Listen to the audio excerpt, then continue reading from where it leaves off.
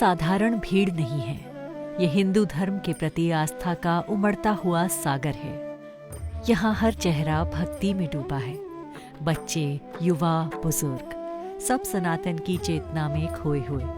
कोई आंख बंद कर राम नाम जप रहा है तो कोई मौन में अपनी पीड़ा समेटे खड़ा है। इस जन सैलाब के केंद्र में पूजनीय पंडित श्री धीरेंद्र शास्त्री जी हैं, जो केवल कथा नहीं कह रहे बल्कि हिंदुत्व की हुंकार भर रहे हैं। कोई अपनी अर्जी लेकर प्रतीक्षा में है तो कोई वर्षों से दबे दर्द का उत्तर खोजने आया है। किसी के लिए ये आशा है तो किसी के लिए आखिरी सहारा।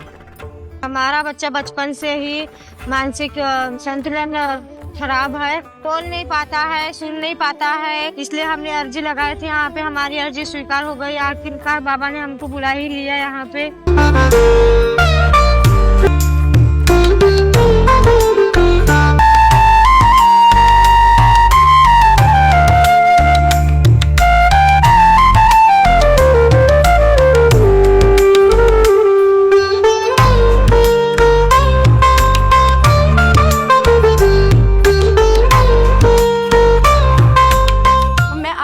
सिर्फ ये देखने की कैसा होता है, क्योंकि आजकल पाखंड बहुत चल रहा है, पर उन्होंने जो मुझे परिचय में बताया वो अनएक्सपेक्टेडली मुझे एकदम रियल मिला। मतलब जो चीज मैं मन में ही सोच रही थी वो उन्होंने बता दिया, मैं पूछूंगी करके वो उन्होंने बता दिया। पूरा विश्वास था कि मुझे बाबा जी बुलाएंगे। मैंने इतना ही प्रेयर किया कि हनुमान जी मेरे भक्ति में कोई कमी है क्या, अगर कमी होंगे तो आप बुलाएंगे नहीं, पर मेरी भक्ति और मेरी शक्ति पूरी मेरे काम में आई।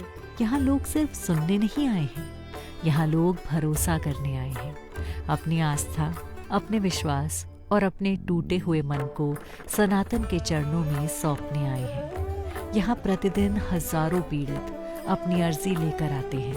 पहली बार तो मेरे से चलना ही नहीं हो रहा था, पर बागेश्वर धाम की कृपा से बाद में थोड़ा कम हुआ, बाद में थोड़ा कम हुआ और बाद में पूरा ही कम हुआ। मैं खुद के हाथ से सब काम करती हूँ, चलती हूँ, गाड़ी चलाती हूँ, सब काम करती हूँ। जो उन्होंने बताया सब पर्चे में आया है। पहले मैंने घर में ही अर्जी लगाई थी, एक नारियल और एक सिक्के से।